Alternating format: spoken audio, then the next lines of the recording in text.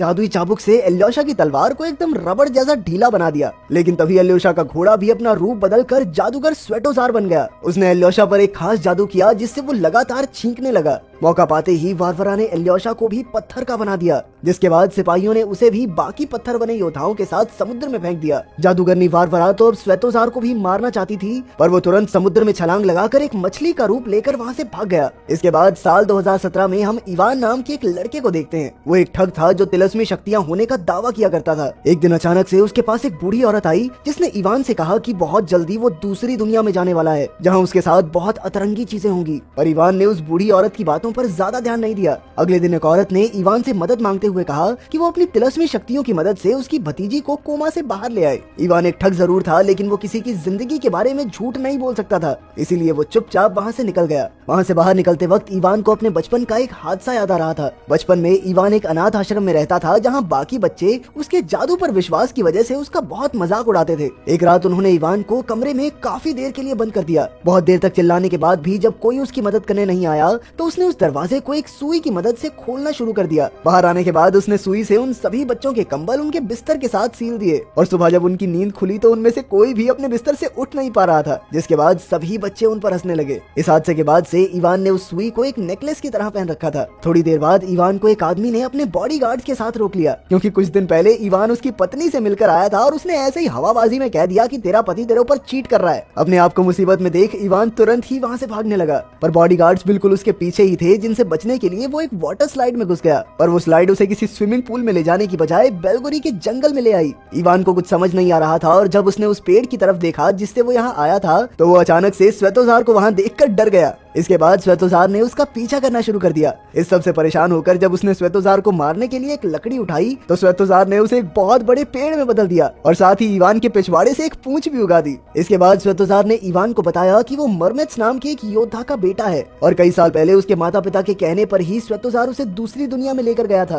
पर अब इवान ही उन सब की आखिरी उम्मीद था। तभी उन्हें आवाज आई कि कुछ सिपाही उनकी ही तरफ बढ़ रहे थे, जिसके तुरंत बाद स्वेतोजार इवान को उसके पिता की एक अंगूठी देकर वहाँ से भाग गया। सिपाहियों को अपने सामने देखकर इवान ने उन्हें अपने पिता का नाम बताया, लेकिन इससे सिपाहियों को कोई फर्क नहीं पड़ा, और जैसे ही इवान ने वहाँ से भागने की कोशिश की तो वो एक पेड़ से टकराकर बेहोश होकर गिर गया। जिसके बाद सिपाही उसे कैदी बनाकर महल में ले आए। उन्होंने उसे राजकुमार डोब्रिन्या के सामने पेश किया, और जब इवान ने अपने पिता का नाम बताते हुए उनकी अंगूठी दिखाई, तो राजकुमार ने इवान पर भरोसा करते हुए उसका स्वागत किया। थोड़ी देर बाद जादूगरनी वरवारा भी वहाँ पहुँच गई, जो अब राजकुमार डोब्रिन्या से शादी कर चुकी थी। इसके बाद वरवारा राजकुमार से झूठ बोलकर इवान को अपने साथ ले गई, जहाँ उसने सिपाहियों से कहकर इवान को जेल में बंद करवा दिया। थोड़ी देर बाद इवान की नजर अपने बगल वाली जेल में पड़ी, जहाँ कोशे नाम के एक आदमी के शरीर को कई टुकड़े करके उन्हें अलग अलग बर्फ में जमा के कैद कर रखा था। कोशे इवान को पहले से ही जानता था, और उसके मुताबिक अगर उसे अपनी दुनिया में वापस जाना है तो उसे किसी भी हालत में एक करिश्माई तलवार ढूंढनी पड़ेगी। जिसके मुताबिक कोशे ने एक जादूगर को धोखा देकर वो करिश्माई तलवार चोरी कर ली थी, जिसके बाद उसने कई साल तक राज किया।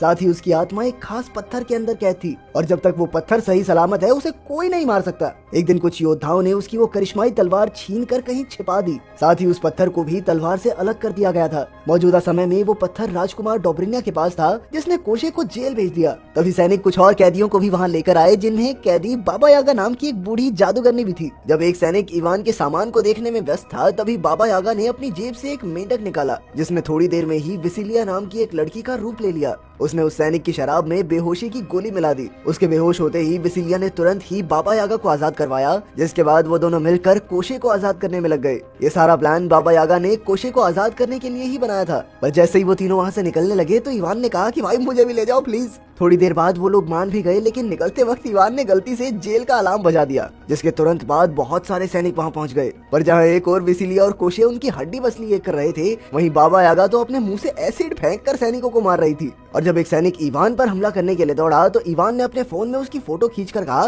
कि ये देख तेरी आत्मा कैद कर ली मैंने इसमें। वो बेचारा तो डर के मारे सुन ही पड़ गया, लेकिन जैसे ही इवान उसे जेल में बंद करके भागने लगा, तो सैनिक ने उसकी पूंछ खींच दी। आखिरकार वो चारों जैसे तैसे जेल से सही सलामत निकलकर बाबा यागा की हट में पहुंच गए, जो अपनी ताकतवर टांगों की मदद से भाग सकती थी। सैनिकों ने उस हट को पकड़ने की बहुत कोशिश की, लेकिन बाबा यागा हर बार कोई ना कोई जादू करके उन्हें बचा लेती। अगली सुबह जब वो लोग सैनिकों को पीछे छोड़कर जंगल के बीच पहुंच गए, तो बाबा यागा ने इवान को कुछ सामान लेने के लिए हट में भेजा, पर उसने गलती से हट में आग ही लगा दी। जिसके बाद उन सब ने आग बुझाने की बहुत कोशिश की, लेकिन आखिरकार वो हट वहाँ से भाग ही गई। थोड़ी देर बाद वो लोग उस करिश्माई तलवार को ढूंढने के लिए फिर से निकल गए और रास्ते में उन्होंने काफी सारी तस्वीरें भी खींची। उधर वरवारा और उसके सैनिक भी इवान और उसके साथियों को ढूंढने में लगे हुए थे। थोड़ी देर बाद इवान और उसके साथी डेथ रिवर के पास पहुंचे, जिसे पार करने के लिए उन्हें वोडा नाम के एक मरमैन की मदद चाहिए थी। इसीलिए बाबा योगा ने एक सुंदर लड़की का रूप लेकर मरमैन से मदद मांगी, जिस पर लट्टू होकर वो भी 1 मिनट में तैयार हो गया। उनके वहाँ से निकलते ही वरवारा भी वहाँ पहुँच गई, जिसने जादू से ये पता लगा लिया कि आखिर वो जा कहाँ रहे हैं। काफी देर तक चलने के बाद इवान और उसके साथी डेथ रिवर तक पहुँच ही गए, जो काफी सारी खतरनाक पिराना मछलियों से भरी हुई थी।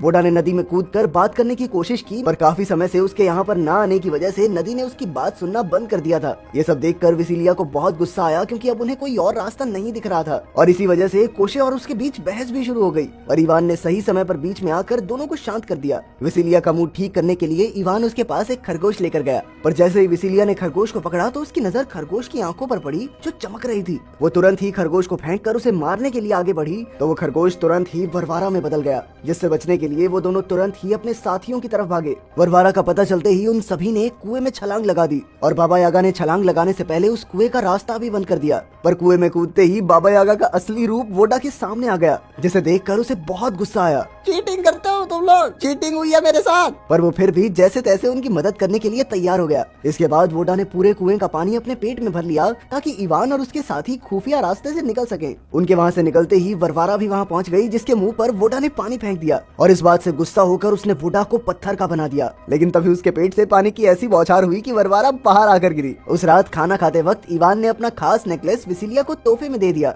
अगली सुबह जब इवान की आंख खुली तो वरवारा और उसके सैनिकों ने उन पर हमला कर दिया, जिससे बचने के चक्कर में विसिलिया खाई में गिर गई। सभी को लगा था कि शायद वो मर गई, पर असल में वो एक मेंढक का रूप लेकर इवान के नेकलेस के साथ चिपकी हुई थी। वहाँ से जाने से पहले इवान ने उसकी आवाज भी सुन ली। इसके बाद वरवारा इवान को उस पहाड़ पर लेकर गई, जहाँ वो करिश्माई तलवार थी। उस पहाड़ पर बहुत सारी तलवारें गड़ी हुई थी, इसीलिए वरवारा ने इवान को उसमें से सही तलवार निकालने को कहा। इवान ने उसे धोखा देकर वहाँ से भागने की कोशिश की, पर वरवारा ने उसे रोकने के लिए जादू का इस्तेमाल किया, जिससे डरकर इवान ने एक तलवार उठा ली। लेकिन वो मामूली सी दिखने वाली तलवार अचानक से वही करिश्माई तलवार बन गई। इसके बाद इवान ने तुरंत ही अपने साथियों को आजाद करवाकर वो तलवार कोशे के हाथ में दे दी। और तभी राजकुमार डोब्रिन्या भी वहाँ पहुँच गया और उसने कोशे को वो खास पत्थर देने का लालच दिया, जिसके अंदर उसकी आत्मा कैद थी। लेकिन उन्होंने धोखे से वो करिश्माई तलवार भी ले ली और ऊपर से वो पत्थर भी नकली निकला। पर तभी विसिलिया ने बीच में कूदकर डोब्रिन्या को नीचे गिरा दिया, जिससे इवान को वो तलवार उठाने का समय मिल गया। अब सभी लोग लड़ने के लिए तैयार थे, पर तभी इवान ने उस तलवार से एक गोला बनाया और वापस अपनी दुनिया में कूद गया। इस धोखे से गुस्सा होकर विसिलिया ने उसका दिया हुआ नेकलेस भी उसी की तरफ फेंक के मारा।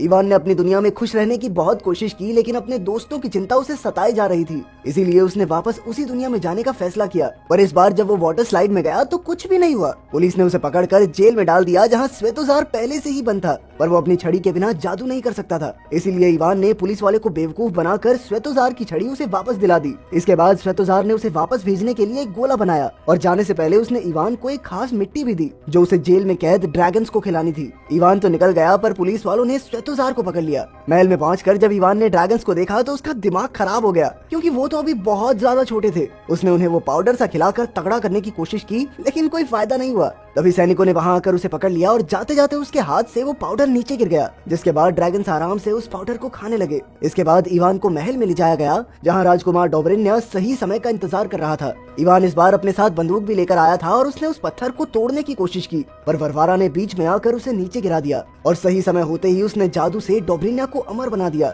अब तो उस पर गोलियों का भी कोई असर नहीं हो रहा था। जैसे ही वो इवान को मारने के लिए आगे बढ़ा, तभी उन ड्रैगन्स ने सब पर हमला कर दिया। ड्रैगन साइज में छोटे थे, लेकिन आग बढ़िया फेंक रहे थे। मौका मिलते ही इवान ने अपने साथियों को आजाद करवा लिया और साथ ही विसिलिया से माफी भी मांगी। विसिलिया ने पहले तो उसे गुस्से में चमाट दे मारा, लेकिन फिर चूम भी लिया। उधर डोब्रिन्या ने अपनी तलवार से उस ड्रैगन की आग को रोक रखा था। उसका ध्यान भटकाने के लिए इवान ने कहा कि मर्दों की तरह एक नॉर्मल तलवार से लड़के दिखा। लड़ाई शुरू होते ही विसिलिया ने चुपके से उस करिश्माई तलवार को चुराने की कोशिश की, लेकिन तभी वारवरा बीच में आ गई, जिसके बाद वो दोनों भी आपस में लड़ने लगी। इस लड़ाई में उस करिश्माई तलवार से वो खास पत्थर नीचे गिर गया। उधर ड्रैगन ने कोशे को भी आजाद कर दिया था। कोशे ने फट से वो खास पत्थर पकड़ लिया, पर जैसे ही वो उसे तबाह करने वाला था तो वारवरा ने उसके हाथ को उसके शरीर से अलग कर दिया। लेकिन कोशे अपने अलग हुए हाथ को भी कंट्रोल कर सकता था और आखिरकार उसने उस पत्थर को हवा में उछाल कर तबाह कर